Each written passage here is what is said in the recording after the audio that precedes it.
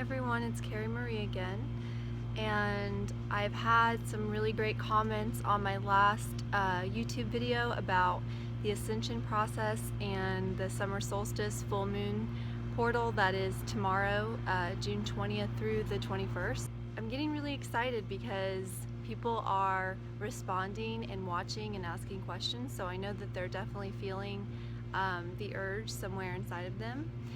And I had one person ask yesterday, how do I know if I'm in the third wave of Ascension? Okay, so that's a great question, and that's why I want to make this video. I also want to explain a little more in detail about the Ascension process, because some of these things I don't feel like are being talked about or covered well, whether it be on YouTube or the internet or what have you. There's a few websites that I really resonate with and that I have read for years and years now, but they're few and far between. There's a lot of disinformation out there, and that's also for a reason that I will explain. But to get to whether or not you know you're in the third wave of Ascension, okay? Well, basically what you're asking me is, how do you know if you're going to ascend, okay? And that is a good question. I don't have like one answer for you. I have a few answers, and you can take one of those or, you know, several of them if they resonate with you, and if not, just throw it out. So, first off, I would say that you don't really get curious about Ascension unless you're ascending. Most people who aren't ascending or have chosen other, you know, experiences they want to play out in the third dimension, in the lower dimensions still, they this doesn't even register to them really. It's just like, you know, they throw it out immediately. They think it's crazy immediately. They don't ever look any further than that. So the fact that you're like, you watched a video about it, you wrote a comment, asking, you're seeking. So that to me right there tells me that you're probably on the Ascension path, because your consciousness is going to nudge you to seek out information and seek out those teachers and those people who have answers for you. So that is one way you know. The second way, and this is like for my Facebook friends, just the fact that we are still connected, okay? Because on my journey of Ascension, as my frequency has risen again while I'm in this physical body, the fact, like, if you're still in my life, okay, because I've cut out so many people on this journey that weren't raising their frequency enough to where we could relate, to where, you know, we could even just be in each other's presence comfortably. I've had to delete those people, and there's been several of them, and it's been through Facebook, in real life, you know, and there's even periods of time where someone's choosing to, you know, not raise their frequency or not raise their consciousness or not do those things their spirit's nudging them to do. And I've had to distance myself from those friends or those people. Maybe not forever, but just for those periods of time where, you know, my frequency is going to keep raising. I've made that decision 100%. I'm fully committed to ascending, to hiring my consciousness as high as it possibly can be, to reconnecting with my higher self, and eventually, you know, rejoining source being all that is, okay, at the highest level of being. So if you're still in my life, okay, if you still like me, if you, and it's true, because if there's something about you that likes me, then that just means there's something about who I am or my energy that resonates with you. So that is a good sign, because that means that you are resonating with higher frequency people, and you're liking something about them, and you think that they have something of value. Okay, so those are two of my answers. And the third answer, I would just say, you know, you can make a conscious choice. Like, if you know about it, you can make a choice. okay? You have a free will. So if you want to ascend, meaning you want to raise up out of the lower dimensions of being, like the third, which is super dense, and even like the fourth, like the first levels of the fourth dimension are still super dense. We're in, this planet is in really more of in a 3D, 4D level now, okay? Some of us our consciousness is already like just very, very higher dimensional, but at the same time, we're multi-dimensional, okay? That's another part of this. You're a multi-dimensional being. You don't just exist in one dimension. You exist in several dimensions. You are bigger than you could possibly imagine. Your higher self, your spirit, is bigger than you know. And it's not limited by just this third dimension or this fourth dimension, but they would like you to believe that that is true. Okay, so that's where the confusion comes in. You already know this. Even like as a child, your imagination is fully intact. You're fully intact as a child, okay? These things you could talk to a child about and they would understand more of what I'm saying than most adult humans. That's because there's been years and years of programming, conditioning that's been done to you. And the illusion that the powers that were, call them the powers that were, not the powers that are, the illusion that they want you to have subscribed to and believe is that you are only one, you only have one life, YOLO, right? You only live once. Biggest lie ever. You only have one life, you only have one body. This Earth is the only planet with sentient, intelligent life forms, and that, you know, you get your 70 or your 80 years, or hell, your 90 years or something if you're lucky, and then that's it. That's all you have. You're a blip on the radar of eternity, okay? That's what they want you to believe. They also want you to believe that there's only like this dimension, okay? So that, and not only that there's only one dimension, but that all of Earth and everyone on it is in the same one.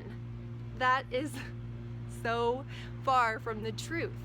There are places on this Earth alone, on this planet alone, that are in higher dimensional realities. Okay, I used to live on the island of Kauai. It's an extremely, in a lot of areas, extremely high vibrational place on this Earth. There are portals there that allow massive amounts of energy to enter the Earth plane. It's a very special place. I lived there for 5 years. I gravitated there because of the frequency, okay? Because my frequency matched a lot of the frequencies there. Now, there are other places on this Earth that are just as magnificent and just as high vibrational. The opposite is also true. There are places on this Earth where they're in a lower frequency, okay? Now I'm gonna take it to an even crazier place and tell you there are places in your neighborhood that are a higher frequency than another place in your neighborhood, okay? There could be a street on your neighborhood that's like just a bad juju zone, and then a street over is just like, you know, higher vibrational. There are places within your home, okay, that feel differently to you. So I guess what I'm saying is, you already know this. Most people already know this stuff intuitively. They describe these things all the time. They'll be like, I don't want to go there, it just feels bad, you know, or it's just lowering my vibe. Have you heard people say that? Like, don't bring my vibe down, don't lower my vibe. That's your vibration. They're speaking universal truths, but they think it's they think it's, I gotta take a drink here. They think it's slang, okay, is what I'm trying to say. So we use these terms all the time. We use them to explain things. We can tell when people don't feel good to us, like their energy just doesn't feel good to us. We can tell when things are lowering our vibration or when they're highering our vibration. Because when your vibration's like highering, you're like, you expand, you know, like you feel open and light, like you could fly or something, and you're excited, and it's just like, you know, this is like bringing me up, this is getting me in my zone.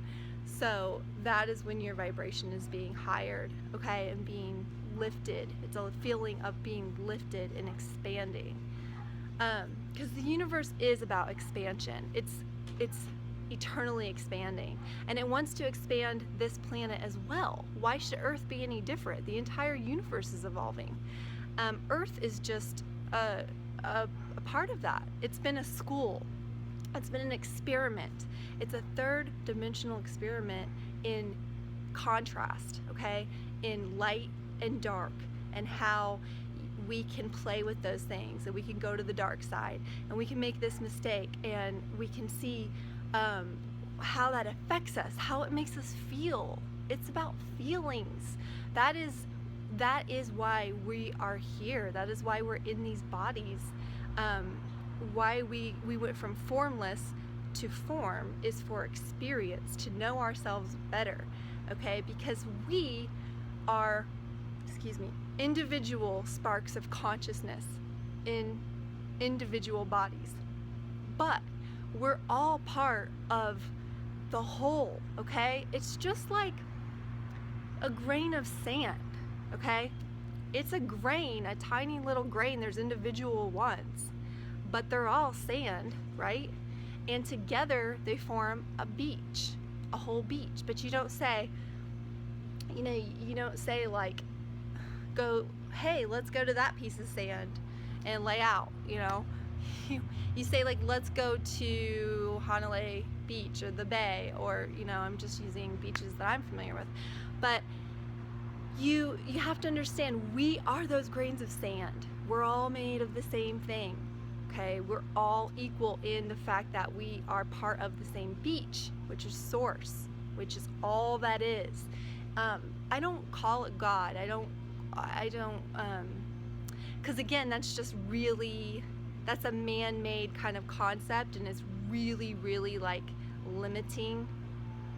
You know, it's personifying. That's what it's doing. It's personifying something that cannot be personified, okay?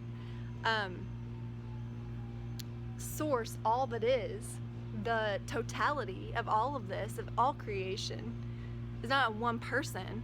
You know, it's not someone who looks like God or looks like Jesus. I'm sorry, but it's not. I don't mean to offend anybody, but think about it, okay? It's bigger than that. It's unimaginable, inconceivable. It's everything. You can't grasp it while you're in the body, while you're on this side of the veil, okay?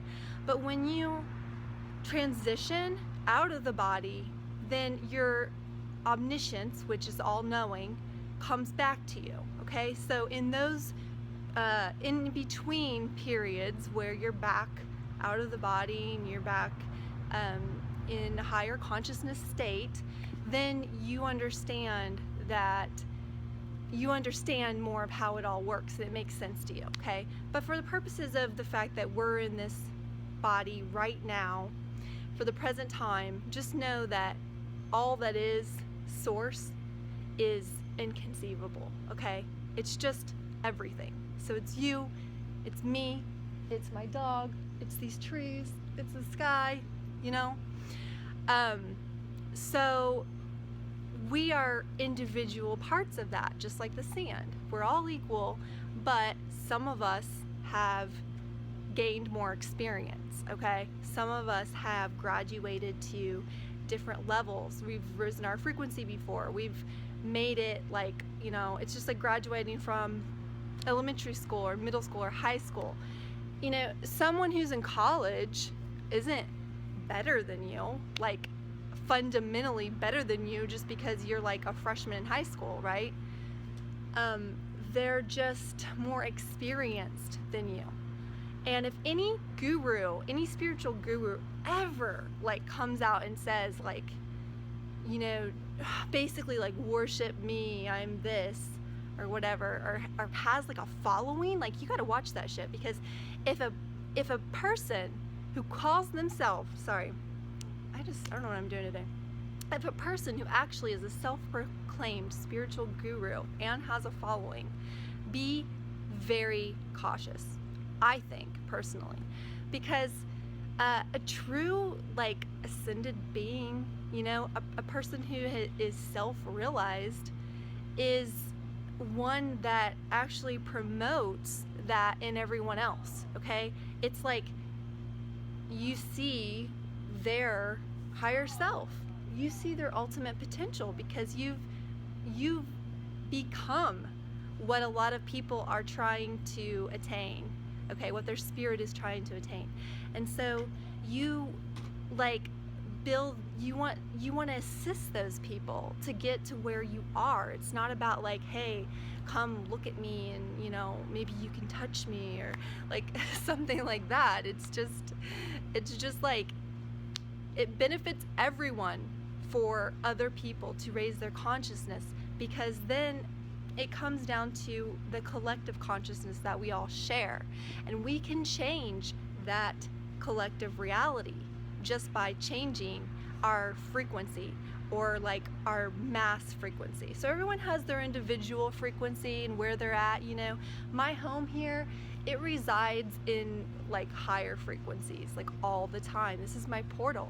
I've done so much like clearing of energy in this place, and asked for so much protection and light in this place, that it resides in very high frequencies.